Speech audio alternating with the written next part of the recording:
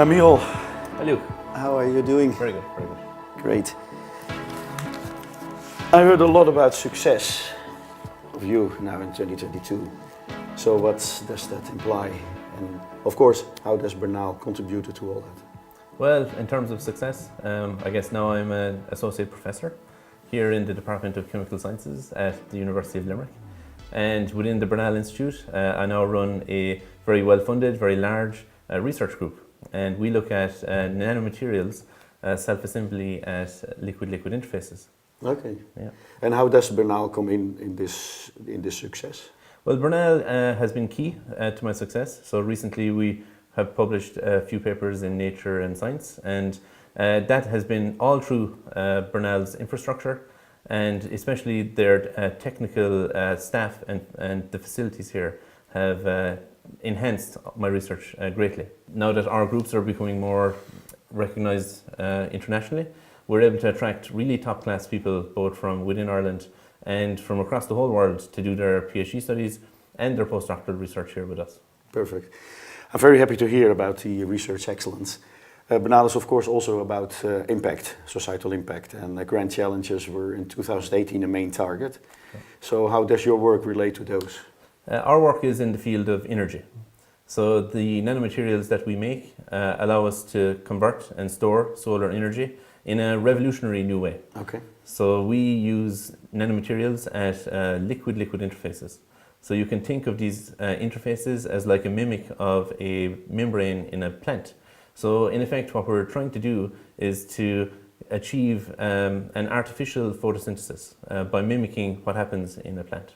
And if we can do that, we can create a new source of clean, sustainable and efficient energy that is critical to this society.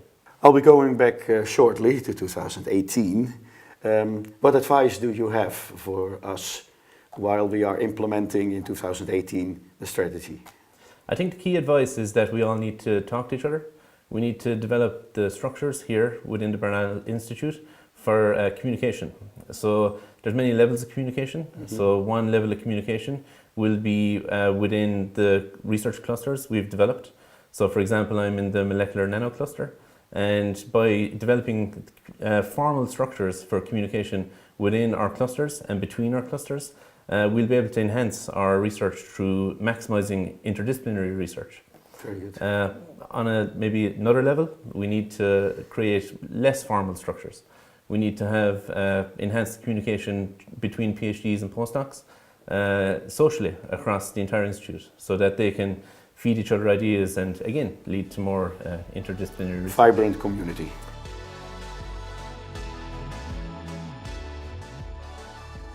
Hi Eileen and Mohammed. How are you doing? Good, how are you doing? I'm doing fine. How are you today? Good to see you. Good to see you too. Yeah. So where are you working on now in 2022? Oh, well, I'm doing a postdoc at the moment, Okay. working in nanotechnologies, and I'm very interested in how to use nanotechnologies to increase efficiency for renewable energy sources like solar cells and solar panels. Okay, fantastic. And you, Mohammed, what are you doing? And I'm leading a group that is hopefully a globally recognized hub of research in developing new materials, new composite materials with tailored properties. Okay, fantastic. So both a success, and if I hear this, really success. So can you tell me a little bit about that success story and what the Bernal Institute contributed to that? And the other way around, what you contributed doing so to the Bernal Institute? We are internationally recognized in the field of making new materials with enhanced composites with tailored properties. And we've made progress as well to address the needs for our planet, like by making new lightweight materials with more eco-friendly materials, as well as developing new concepts for renewable energies. Okay. And how about you? Because this seems to all to go in the way of grand challenges. Oh, well, yes. My success story was helped along by doing my PhD in the Bernal Institute. Good. That I had access to a number of research groups with different aspects of and technology, so that I got a broad scientific background during my PhD, and it introduced me to many different people with different ideas when it came to nanotechnology and how to achieve those. So that mixing of ideas, as well as the institute to support them, was a massive boon. Okay, I'm going back soon to 2018. And what should we have included then in the plan that makes your successes even bigger? We should have more collaboration between the groups which are in Bernal, as well as improving the amount of collaborations with international collaborators and institutes. But if we get more talking between postdocs and researchers within the Bernal Institute, that will result in new ideas forming from that spreading of information. Okay, build a community. What do you think? I believe we should prepare and we should aim for having an environment to conduct research in both fundamental blue sky research as well as industrially relevant R&D. To realize these things, we need to attract highly talented researchers and then keep them at Bernal, so that with building such a fantastic environment and reputation, industries and research institutions will see collaborating with us as a must. Okay, I'll bring that back to 2018. So thank you very much. Thank you. Good luck with your work here. Thanks. See you Thanks very again. much.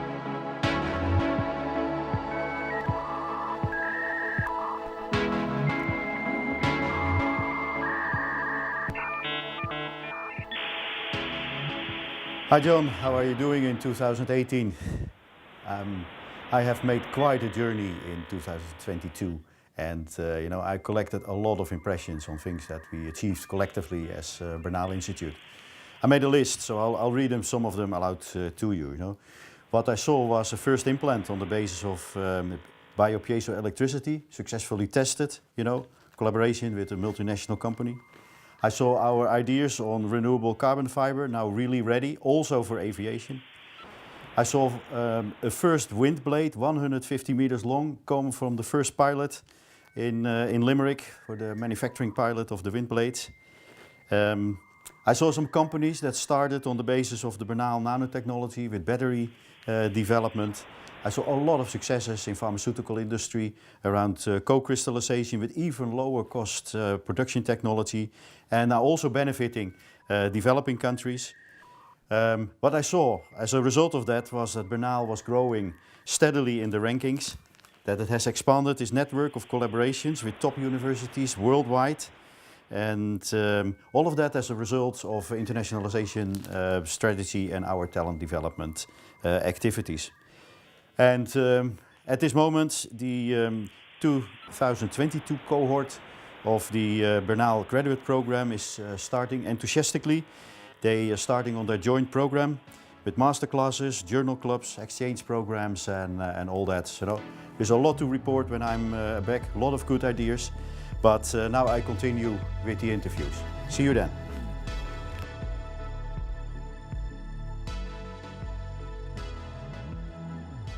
Hi Luke, well as you know, my focus has always been on entrepreneurial work and spin out companies and the commercialization of research.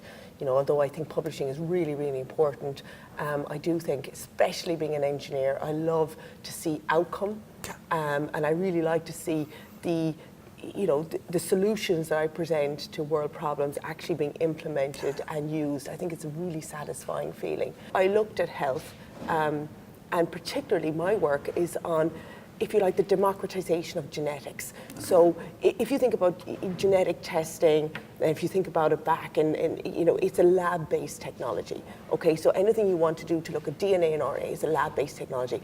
I wanted to move that out of the lab and to make it more accessible for anybody. And that has a huge amount of challenges. And the Institute, it has fluid mechanics challenges, it has surface chemistry challenges, it has semiconductor challenges. So what I loved about it is, yes, you're contributing to those problems, but it's so interdisciplinary. And for me, you need to have that everybody in that. You need biomedical engineers, you need surface chemists, you need biologists, you need microbiologists, you need engineers. But it is where real innovation occurs. Of course, it occurs other places, but I think, for the problems, particularly in health, and I think, you need to bring together a number of people to actually work on these. You know, what I love about the University of Limerick, and I don't think it is mirrored in other universities, some yes, is that it does encourage innovation. It really encourages working with industry, as the Bernal does. And I think that's the first thing that should be kept. The second thing is, I think people who do this are people who do entrepreneurial. It shouldn't be you do this and not do the other thing. So it has to be fostered as a legitimate route for scientists and engineers. It's not just, yes, impact is important, journal publications, PhD students, hugely important, but this is also important. And because it's almost binary, in a sense that success, if you imagine you publish a journal paper, we say you don't get it into the highest impact, you can do something different with entrepreneurial stuff and with spin-out companies, it is often binary, so you have to be very comfortable with failure. And so that you have to say, try it. It actually, the fun is trying it. And guess what? You know, as they say, the more you practice, the luckier you get. Good to see you.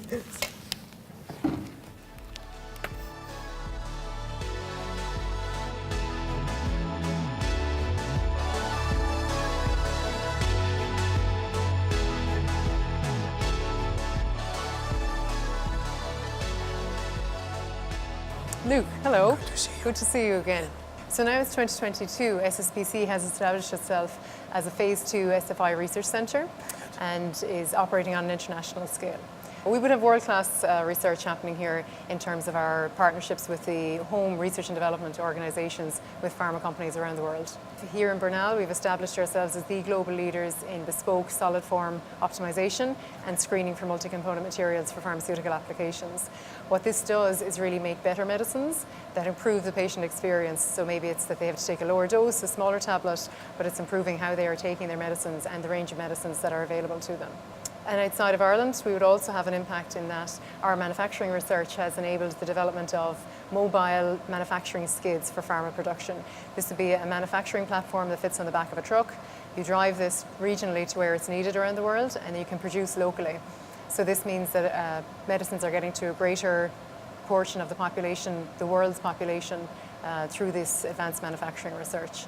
Additionally, we would have expertise in predictive modelling, and this is helping streamline the drug development process, which means medicines are getting to the market faster and getting to patients quicker.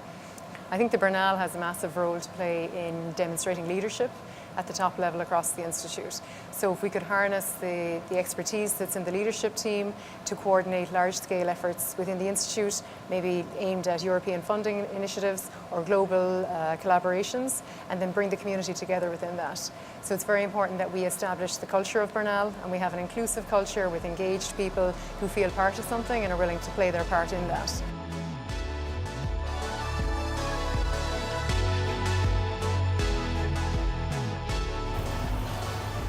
Hi Fatima. How are you? I'm good, very well. Good to see you in 2022. Nice to see you too, Luke. Where are we? We're actually in the surface analysis lab here, and I'm very pleased to say that we are fast becoming a center of excellence in surface analytical work. So at the moment what I'm doing is running samples on the XPS for quite a big European project, which is one of few that the research clusters have brought in. And so we are engaging in fundamental science here. Fantastic. Yeah. I have a few questions to ask to you because it is a little bit loud here. We go out. Oh, yeah. Okay? Sure. Let's go. Fatima, it is now 2022 and you just told me about your success story in the lab. Bernal is all about grand challenges. How does this work contribute to the grand challenges? Well, I think in the position we are in, we are supporting this high-end research, especially in the sectors of health and energy that is driven by academia and industry both, and specifically in the areas of biomedical applications, implants, biosensors, and catalysis, and lithium-ion technologies, and so on. Okay, very, very good. And I will return to 2018, and we are now drafting the implementation plan in 2018. So what advice can you give to us to put in that implementation plan to make your success even bigger? Well, I think Bernal is in a very good position. It has a unique position where it has, the state-of-the-art equipment, which is coupled with a team of dedicated instrument scientists. So I think what's happening is with the expansion of the equipment base, it is essential to recruit more instrument scientists with expertise if we are to maintain and sustain a world-class facility here.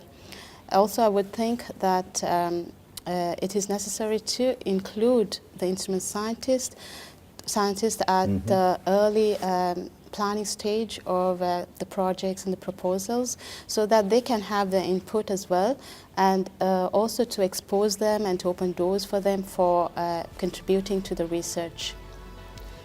Well, Fatima, thank you very much for your time. And I go back. Thank you, Luke.